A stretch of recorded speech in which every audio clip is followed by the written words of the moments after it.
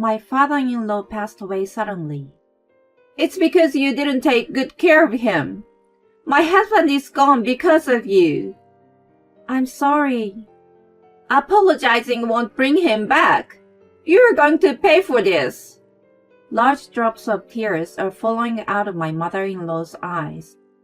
It's such a deliberate and exaggerated act on her part. If you're really sorry, at least get down on your knees and beg for forgiveness. Yes, I'm very sorry. I kneel in the middle of the funeral home, while many people look on and whisper to each other. Then, her cell phone starts ringing. It's me, Mom. My husband's familiar voice came out of the speaker. I just finished burning all the evidence. I still need to erase all the emails, and then I'm going home. I'm glad the old man is gone so easily. I can't believe it went so well. The old man and Lucy are idiots. Hush, Daryl! My mother-in-law scurries to cover the speaker of her phone, but it's too late. I stand up and take a step toward her. They dug their own graves in front of such a large crowd. How stupid are they? Her fake tears have already dried up, and she's flustering. It's not what you think. I don't know who it was. It must be a wrong number. Oh, darn it. Her ugly true color is revealed now. I think to myself, smiling at her in panic. Now, my father-in-law and I would begin our retaliation, putting everything on the line. The story goes back some time ago. I was a housewife who was turning 40 that year. To make a little extra for the family, I worked part-time at a local supermarket in my spare time. I married my husband Daryl 10 years prior to the incident, and we had no kids. My in-laws lived a 15 minutes walk from our house. We planned to live together sometime in the future, as they were getting quite old. Daryl and my mother-in-law Carol were very kind to me when we first got married. As the years went by, they became more and more difficult to deal with. Daryl started complaining about my cooking, which he had enjoyed once those days. If I served him something he didn't like, he threw away the food without even taking a bite. He also looked for places that had not been cleaned well and scolded me. Carol came over every day to criticize me for everything. Then she looked in my refrigerator and took food home without asking me. I once asked Daryl to do something about her, but he told me to let her be as she was my family. Not only that, he even ordered me to cook for her. I had been frustrated and sad, but I had no one to rely on. My parents had already passed away when I was in university, and I had no close relatives. I had no particular qualifications and had only been working part-time since I got married. I had no confidence in my ability to live on my own if I got a divorce. There was no choice but to endure. They knew what I was thinking. Whenever I showed even the slightest hint of defiance, Daryl said, I have no problem getting rid of you anytime. He threatened me with a divorce. The only person who had been kind to me was my father-in-law, Morgan. He required nursing care, and I made time between my job and housework to take care of him. Carol had told me, I'm just as old as he is. It's not right to make me take care of him. It's the daughter-in-law's job, isn't it? You are part of the family, so you should at least help us. She turned her back on him and busied herself with her own things. Caring for Morgan had never been a burden for me. He enjoyed the food I cooked for him and was always humble and appreciative when I helped him with personal care. The time I spent with him was more like therapy for me, which had become an important part of my life. I enthusiastically went to him every time. Then one day, Daryl asked me to go for lunch with him. I was dubious about his invitation, which I had not received in many years, but I was thrilled. He said that Carol was watching Morgan, so I went out. It turned out to be a bad idea. I should never have gone out, no matter what Daryl said. While I was out, Morgan suddenly passed away. I was completely stunned, but there was no time to grieve. Daryl and Carol put all the blame on me. It's because you haven't been taking good care of him. That's right. If you had taken care of him every day, none of this would have happened. We left him in church, but what have you been doing? How could he have died so suddenly? How terrible! I was repeatedly scolded by them. Besides, they refused to go through the hassle of preparing for the funeral, etc., and I ended up taking care of all the formalities. On the day of the funeral, Morgan used to own a small business and volunteered in the community before, so a lot of his business connections and acquaintances gathered at the funeral home. They all expressed their regret for him, and many were in tears. I watched them as if I were dreaming. Then suddenly, Carol's phone started ringing loudly. In the quiet funeral home, it echoed uncomfortably. Carol panicked and pressed the speaker button by mistake. The ringing stopped, but now the caller's voice came out at high volume. The sound was very familiar to me. It was Daryl. He said there was a job he could not hold off, and went on business trip, ignoring his father's funeral. Hello, Mom. It's me. Wait, Daryl, What? I'm destroying the evidence now. It's all going well. Hey, wait! Lucy is not so bright. She has no idea. We will split the $200K insurance money as promised. I'm going to head back to you soon. The family members and the attendees started demanding explanations and closing in on her. The relatives called Daryl, who was supposedly on a business trip, and asked him to come to the funeral home right away. At first, they were evasive, saying they knew nothing about it.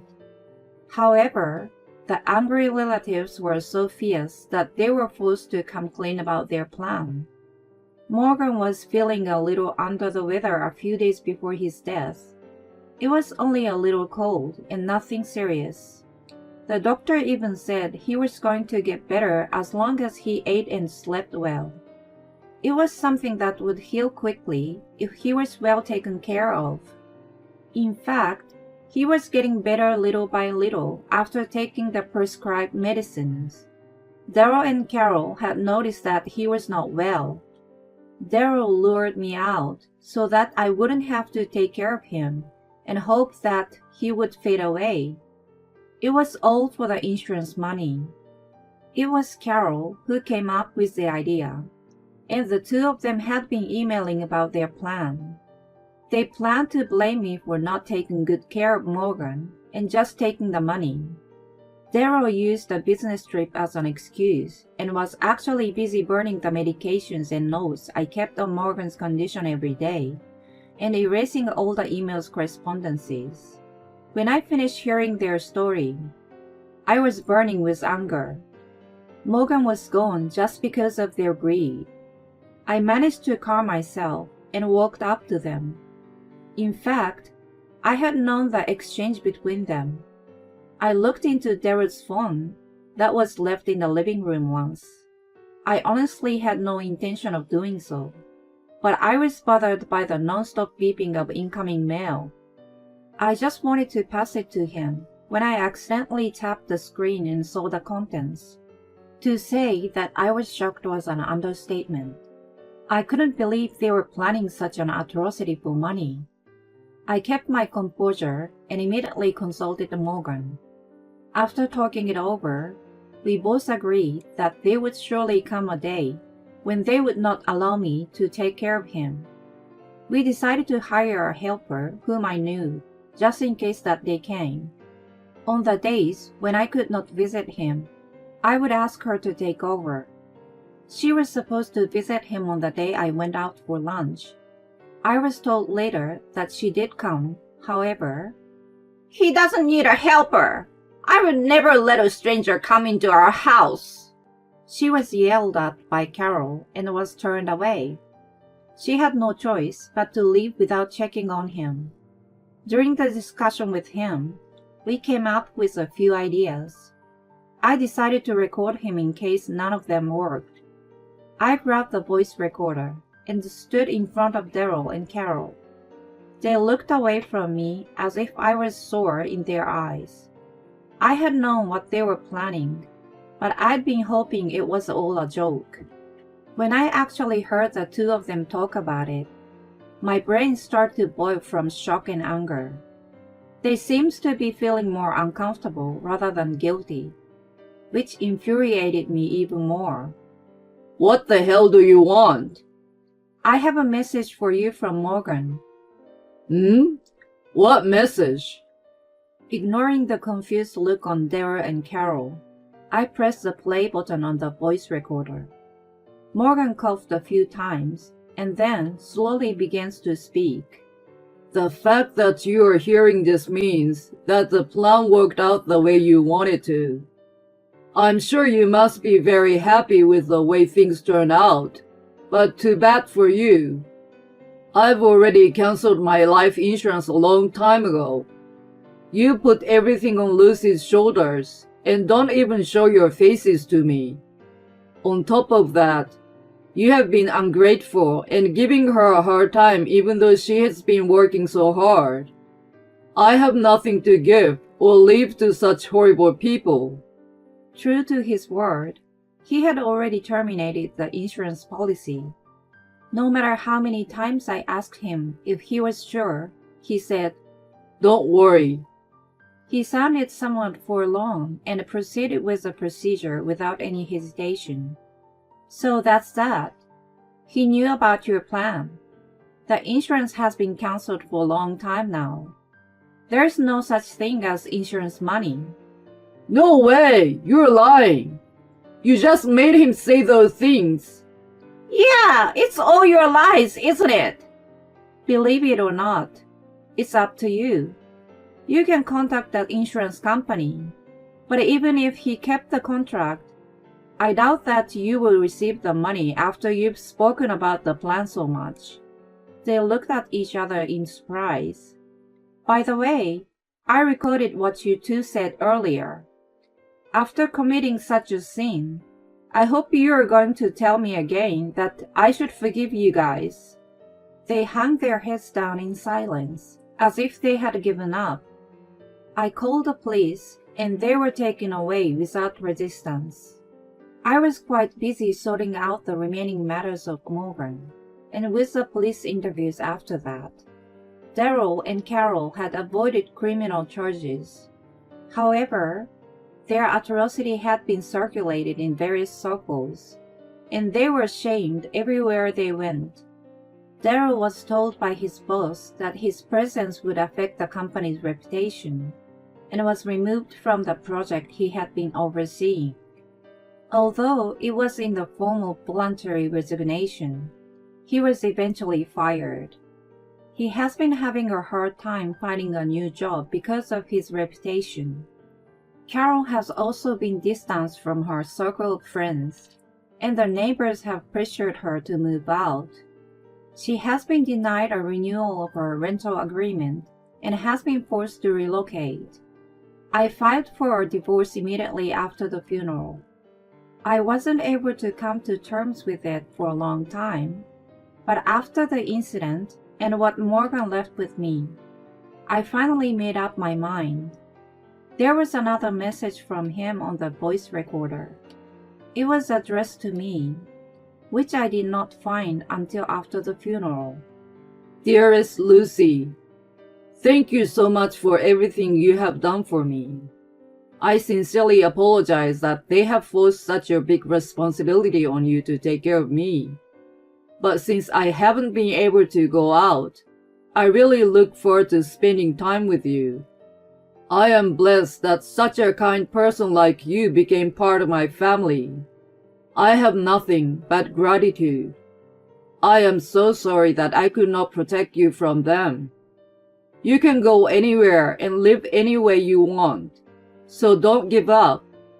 I want you to choose a path that will allow you to live your life with a smile on your face. Such was the message. It made me burst into tears. He was right. I was tired of my life, and before I knew it, I had given up. I was convinced that it was the only way. Morgan was right about choosing my way. Without Daryl, and even all alone, I could continue living. I wanted to fulfill his last wish. I immediately filed for divorce and moved out of the house. I continued to work part-time at the supermarket for the time being while looking for a full-time job. I was so anxious about my life on my own, but I now feel like I have a bright future. I'm going to start my way of life from now on.